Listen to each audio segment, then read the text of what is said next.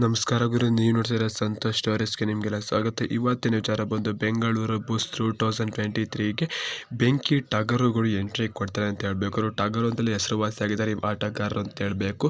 ಈಗ ಟಗರಿಂದ ಗೋಳಿ ಆಗೋಕ್ಕೆ ಬೆಂಗಳೂರು ಬುಲ್ಸ್ಗೆ ಎಂಟ್ರಿ ಕೊಡ್ತಾರೆ ಅಂತ ಹೇಳಬೇಕು ಗುರು. ಇವರು ಬೆಂಗಳೂರು ಬುಲ್ಸ್ಗೆ ಬರೋ ಸಾಧ್ಯತೆ ಹೆಚ್ಚಾಗಿದೆ ಅಂತ ಹೇಳಬೇಕು 2023ಗೆ ಗುರು.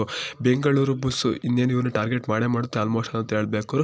ಇನ್ನು PK ಸೆಂಟರ್ ಆಕ್ಷನ್ ಕೇವಲ ಕೆಲವೇ ದಿನ ಇದೆ ಅಂತ ಹೇಳಬೇಕು. ಅಕ್ಟೋಬರ್ 9 ತಾರೀಕು ಶುರು ಆಗೋದ್ರಿಂದ ಇನ್ನೇನು ಕೆಲವೇ ದಿನ ಇದೆ ಅಂತ ಹೇಳಬೇಕು. ಇವರು ಎಲ್ಲ ತಂಡಗಳು ಕೂಡ ಟಾರ್ಗೆಟ್ ಮಾಡ್ತಾ ಇರ್ತಾರೆ, ಎಲ್ಲ ಆಟಗಾರರು ಕೂಡ.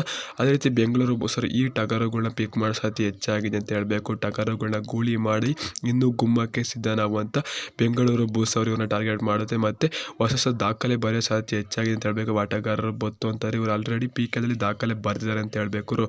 ಯಾರ್ಯಾರ ಸಂಪೂರ್ಣ ಮಾಹಿತಿ ಕೊಡ್ತೀನಿ. ಅದಕ್ಕಿಂತ ಮುಂಚೆ ನಮ್ಮ ಚಾನಲ್ಗೆ ಸಬ್ಸ್ಕ್ರೈಬ್ ಆಗಿಲ್ಲ ಅಂದರೆ ಕೂಡಲೇ ಕೆಳಗಡೆ ಕಾಣೋ ಸಬ್ಸ್ಕ್ರೈಬ್ ಬಟನ್ ಮೇಲೆ ಕ್ಲಿಕ್ ಮಾಡಿ ಸಬ್ಸ್ಕ್ರೈಬ್ ಆಗಿ, ಹಾಗೆ ಪಕ್ಕದ ಬೆಲ್ ಐಕಾನ್ ಪ್ರೆಸ್ ಮಾಡಿ ಅಂತ ಸೆಲೆಕ್ಟ್ ಮಾಡಿ. ಯಾಕಂದರೆ ನಾನು ಮಾಡೋ ಪ್ರತಿಯೊಂದು ವಿಡಿಯೋ ಎಲ್ಲಕ್ಕಿಂತ ಮುಂಚೆ ನೀವೇ ನೋಡ್ಬೋದು ಗುರು. ಸಬ್ಸ್ಕ್ರೈಬ್ ಆದ್ರೆ ಹಾಗಾದ್ರೆ ಬನ್ನಿ ತಡ ಮಾಡೋದಕ್ಕೆ ವಿಡಿಯೋನ ಶುರು ಮಾಡೋಣ.